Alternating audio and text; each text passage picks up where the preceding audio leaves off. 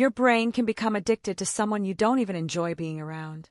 Not because they were special, not because they were your soulmate, but because of a hidden psychological mechanism that almost nobody understands. And once you see it, you'll never look at your past relationships the same way again.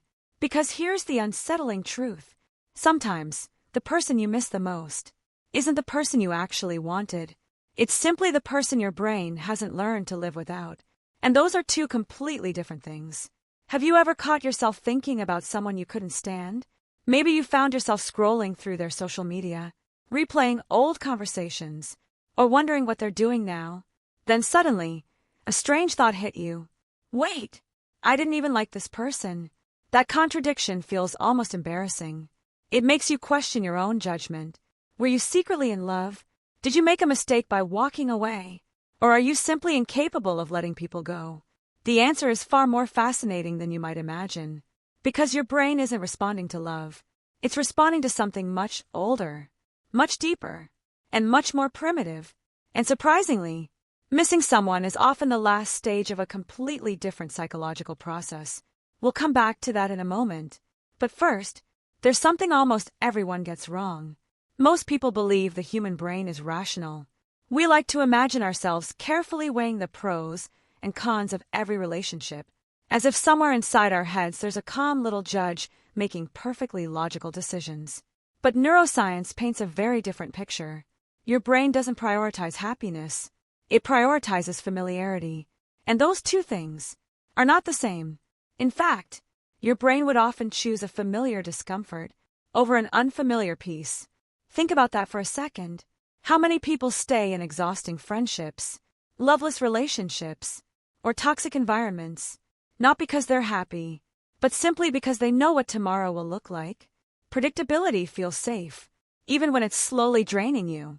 And that's where the trap begins. Imagine walking through the same forest every single day. The trail is rough. The branches scratch your skin. The ground is uneven. You don't enjoy the walk. But after months, your feet know every single step. Now imagine someone suddenly blocks that path. Logic says you should feel relieved. No more scratches. No more obstacles. No more exhausting walk. Yet instead, you feel strangely lost. Not because the trail was good, but because it was familiar. Relationships work almost exactly the same way. Every conversation, every morning text, every argument, every tiny interaction creates a neurological pathway inside your brain. Little by little, that person becomes part of your mental routine. They stop being just another human being. They become part of your internal map of reality. And when they're suddenly gone, your brain experiences something it absolutely hates. A gap, a disruption, a missing pattern. Here's the important part. Your brain hates empty spaces. Whenever it finds one, it immediately tries to fill it, sometimes with memories, sometimes with fantasies, and sometimes with the illusion that you actually miss the person. But that's only the beginning. Because there's another mechanism happening beneath the surface, one that's even more deceptive. It's the reason people stay attached, not to who someone really was, but to who they imagined that person could become. And once you recognize this psychological illusion, you'll start seeing many of your past relationships in a completely different light. But here's where things become even stranger. Because the empty space they left is only half of the story. The other half never actually existed. Let me explain. One of the biggest mistakes we make in relationships is believing we're attached to the person standing in front of us. Most of the time, we're attached to the person we imagine they could become. Think about it. Have you ever met someone who occasionally showed flashes of kindness, moments where they seemed thoughtful, funny, or deeply caring, only for those moments to disappear just as quickly? Your brain does something fascinating. Instead of judging the relationship based on what happens most of the time, it starts collecting those rare, beautiful moments, like tiny pieces of a puzzle. Then it quietly builds an entirely different person, a version that exists only inside your imagination. Without realizing it, you stop dating reality. You start dating potential. And potential is incredibly addictive, because potential always whispers the same promise. Maybe tomorrow will be different. Maybe they'll finally understand you. Maybe they'll finally change. Maybe they'll become the person you've been waiting for all along. But here's the painful truth. Potential has no expiration date. Reality does. That's why people often stay trapped for months, sometimes years, waiting for a version of someone that has never actually existed. And when the relationship finally ends, you don't just lose the person. You lose the future you invented, the conversations you imagined, the vacations that never happened, the peaceful life you believed was just around the corner. You're mourning a fantasy, not a memory. And that realization alone changes everything. But there's another force working behind the scenes, one that's much more personal. Your ego. Most of us like to believe we're completely rational, that if someone treats us badly, we simply move on. But human psychology doesn't work that way. Your ego hates unfinished stories. It hates rejection. It hates losing, even when the prize wasn't worth having. Imagine playing a game you never really cared about. Then suddenly, someone tells you that you lost. Strangely, you immediately want another chance.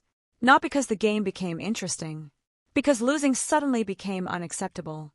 Relationships trigger exactly the same response. Sometimes, you don't actually miss the person. You miss the feeling of being chosen, being important, being enough.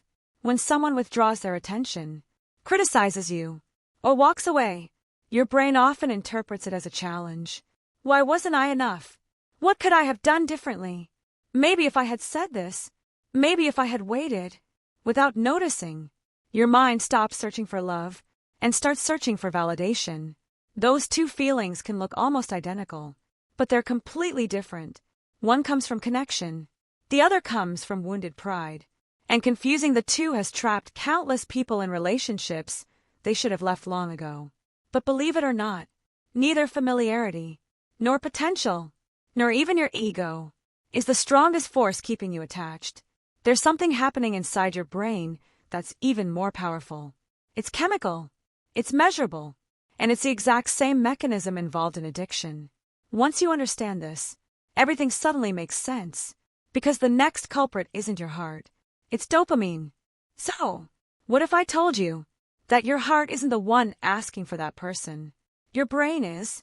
And more specifically, its reward system. This is where the story takes an unexpected turn, because the same neurological system that keeps people hooked on gambling, social media, or even certain substances can also become attached to another human being, especially if that person was unpredictable. At first, that sounds backwards. Wouldn't a stable, loving relationship create a stronger attachment? Surprisingly, not always. Your brain pays far more attention to unpredictable rewards than predictable ones. Imagine two different scenarios. In the first, every single day, someone gives you $10, day after day. No surprises. Eventually, you stop feeling excited. Your brain adapts. Now imagine a second scenario. Most days, you get nothing. Sometimes, you're ignored. Sometimes, you're criticized. Sometimes, you're left wondering if they even care. And then, completely out of nowhere, they surprise you with affection. A compliment, a heartfelt apology, a warm hug, a message saying exactly what you wanted to hear. Suddenly, your brain explodes with dopamine, not because the reward was bigger, but because it was unexpected. Uncertainty amplifies desire, and that's exactly how casinos work. You never know when you'll win, which is precisely why people keep pulling the lever. The same principle quietly operates inside many unhealthy relationships. Every rare moment of affection feels like hitting the jackpot. Without realizing it, your brain begins chasing the next emotional payoff, not the person, the reward. And those are very different things. Psychologists have a name for this pattern: intermittent reinforcement. It's one of the most powerful learning mechanisms ever discovered, because inconsistent rewards create stronger habits than consistent ones. Think about that. The healthiest relationships often feel calm, safe, predictable. But emotionally unstable relationships can feel intoxicating, not because they're healthier, because they're chemically louder. Every emotional high is followed by a painful low. Every reunion feels extraordinary. Every apology feels life-changing. Every tiny act of kindness feels bigger than it really is. Slowly, your nervous system mistakes emotional chaos for emotional depth. That's why people often say, "I've never felt a connection like this before." Sometimes, what they're actually describing is addiction, not intimacy. But the brain has one more trick, and this one is almost cruel, because after someone leaves, your own memories begin working against you. Most people imagine memory as a recording, like pressing play on an old video. But memory doesn't work that way. Every time you remember something, your brain quietly rewrites it, little by little. It softens the painful moments. The arguments become less vivid. The disappointment fades. The emotional exhaustion slowly disappears. Meanwhile, the beautiful moments become brighter, warmer, almost magical. It's as if your brain hires the world's greatest movie editor to create a highlight reel of a relationship that never actually existed. You remember the sunset, but not the silence on the drive home. You remember the laughter, but forget the anxiety you carried every single week. You remember the apology, but not the 100 reasons it became necessary. Your mind isn't lying because it's evil. It's lying because it's trying to protect you from pain. Ironically, that protection often becomes the very thing keeping you trapped. Because now, you're comparing your lonely present to a fictional version of your past. No real relationship could ever compete with that illusion. And yet, even after understanding all of this, millions of people still go back. Why? Because there's one final force, quieter than dopamine, stronger than nostalgia, and more persuasive than memory itself: loneliness. And once loneliness enters the picture, your brain begins making decisions you would never make otherwise. That's where the final piece of this psychological puzzle begins. So, what do you do once you understand all of this? How do you stop missing someone who was never truly right for you? Ironically, the answer isn't forgetting them. The harder you try to erase someone from your mind, the more your brain notices their absence. It's like being told, whatever you do, don't think about a pink elephant. What's the very first thing your mind does? Exactly. The goal isn't to force yourself to stop thinking about them. The goal is to stop believing every thought your brain produces. Because your brain is an incredible survival machine. But it was never designed to tell you the truth. It was designed to keep you safe. And sometimes, those are two completely different things. The next time you catch yourself missing someone, pause for a moment. Instead of asking, "Why do I still love them?" ask a different question. What exactly am I missing? Is it really them? Or is it the routine? The morning messages? The feeling of certainty? The fantasy of who they could have become? The validation you never received? The dopamine your brain became addicted to? Or maybe, it's simply the silence they left behind.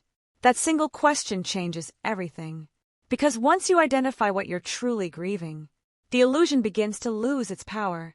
One of the healthiest things you can remember is that familiarity and compatibility are not the same thing. Read that again. Just because someone felt familiar doesn't mean they were meant for you. A prison can become familiar. So can anxiety. So can disappointment. Human beings can adapt to almost anything, even unhappiness, especially unhappiness. That's one of the most remarkable and dangerous abilities of the human brain. Fortunately, the opposite is also true. Your brain can learn something new. Every new friendship, every peaceful conversation, every healthy relationship, every hobby you genuinely enjoy, every place you visit, every new routine you create, you're slowly building new neural pathways.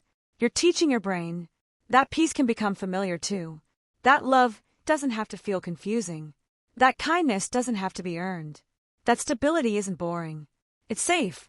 And little by little, without even noticing, the emotional grip of that person begins to fade.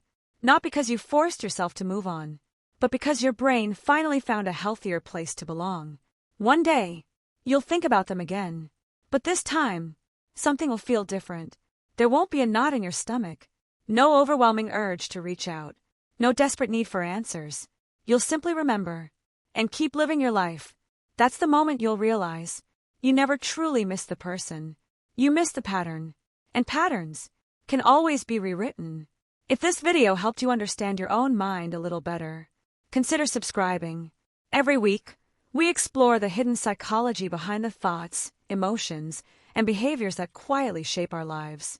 Because the more you understand your mind, the less power your unconscious patterns have over you. Thank you for watching. Take care of your mind. And I'll see you in the next video.